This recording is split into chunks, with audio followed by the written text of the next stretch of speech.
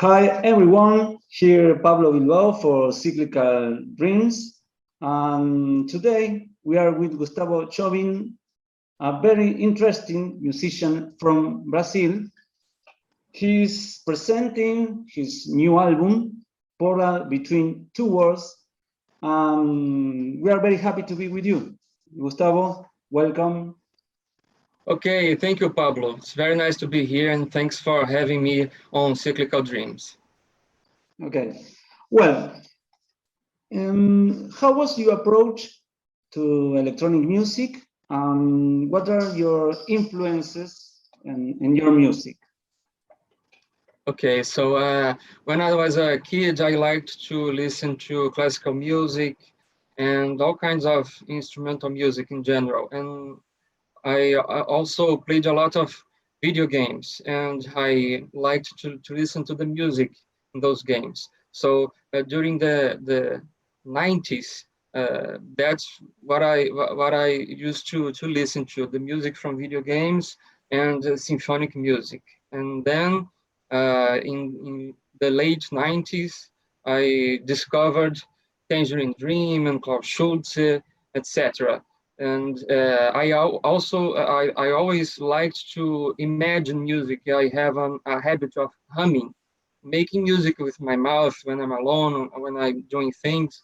So when I first heard those albums, especially from the Berlin School, I thought they sounded just like my ideas, and I decided to immediately start to study music theory and start playing.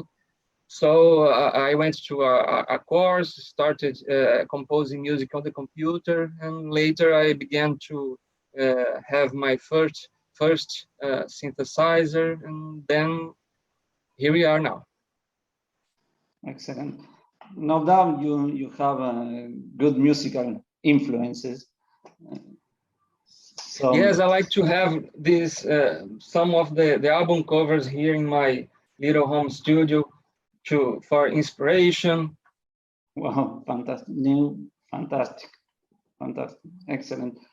The second question and the last question is how do you compose? How do you start an idea? Do you use software or hardware synthesizers? Tell us about it. Okay, so in my day job, I work with computers. So when I'm away from the day job, I like to play only hardware synthesizers. So I made this big collection here, and I play everything by hand. I don't like to program very much.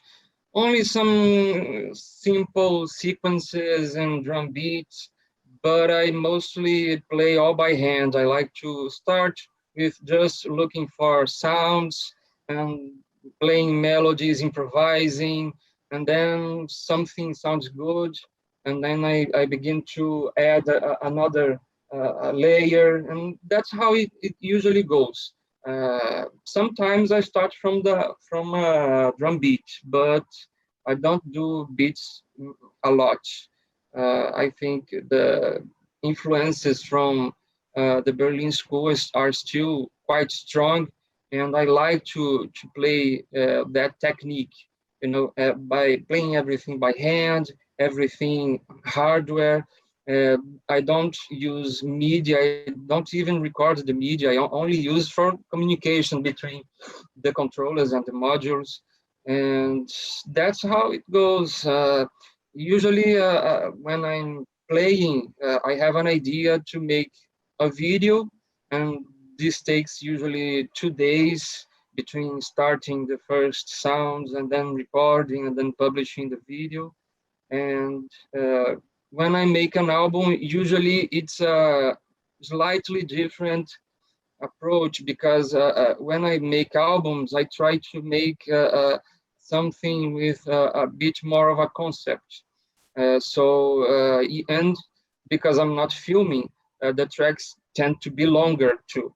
So this is why our new album, Portal Between Two Worlds, right? I almost forgot the name. That's why it has 20 minutes long tracks. That's not very good for YouTube, but it's good for an audio album. And then when the tracks get this long, usually they have developments of ideas and melodies begin to change during the length of the track. So, and then after I make like one or two tracks and I feel they belong in an album, then I begin to have ideas about the titles and also two or three more tracks to complete the album. So it begins like a seed, one or two tracks, and then these ideas start to call for new ones to complement these first sounds. So this is usually how I make all the albums. Since 2018, uh, when I began to make many videos for YouTube, I decided to let go of the albums a little bit because you know that albums are nowadays a bit difficult to share and to listen to, and people like videos a lot. So I stopped making albums, started making little videos, and then some of these tracks for YouTube also ended up in albums. For example, Inverno 2, Inverno 2.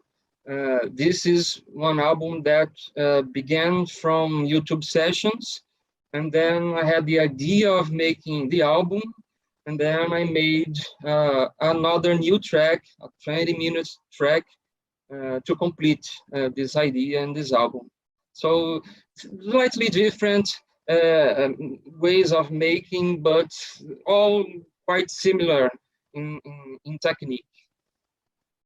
Okay, brilliant I description. don't know if I didn't answer something that you asked.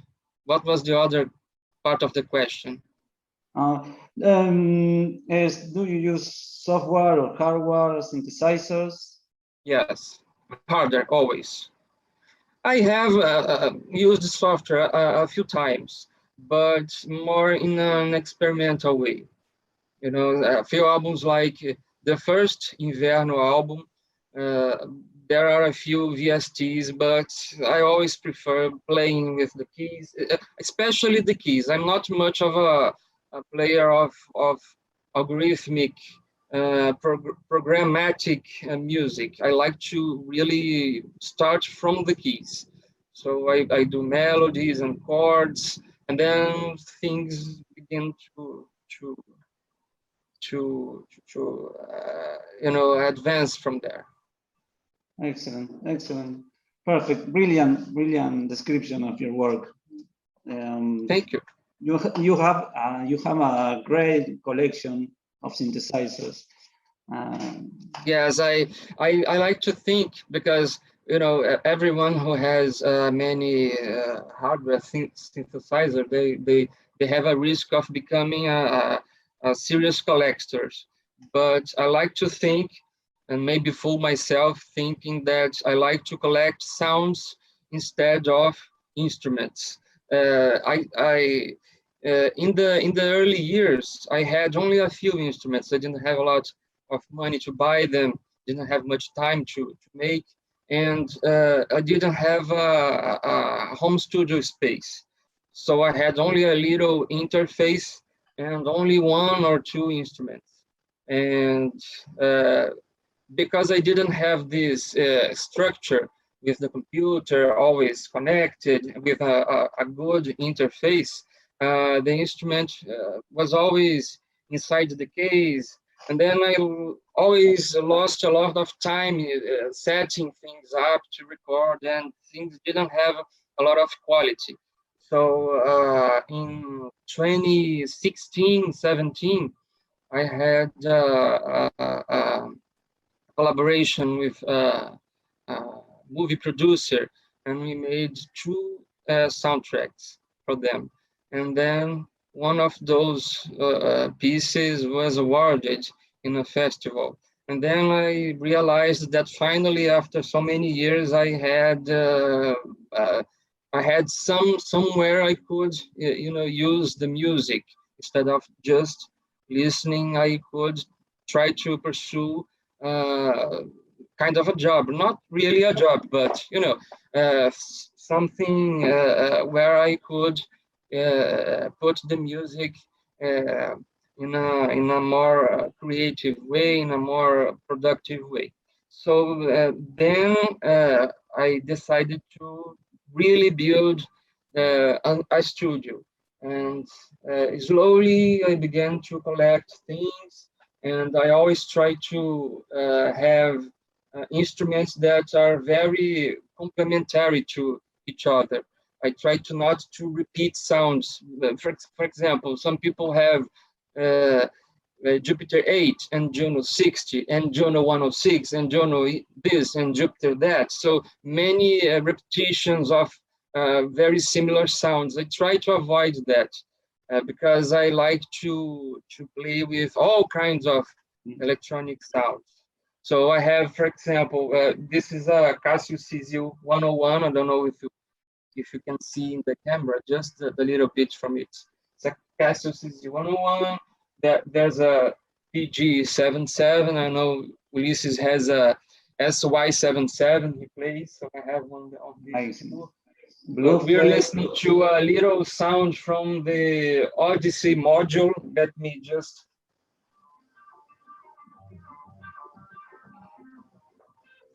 So this sound is from the Odyssey module, and I have a poly evolver. So all these are very different things from different ages, from different eras. So I try to, have all kinds of sounds that I can afford, and I think this way the experience is richer.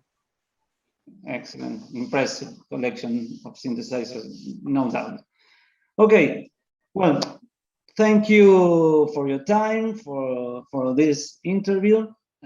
It's a great pleasure for us to have you work in the label. So many thanks, Gustavo. Goodbye. Thank you very much, Pablo. We'll see each other later. Thank you very much.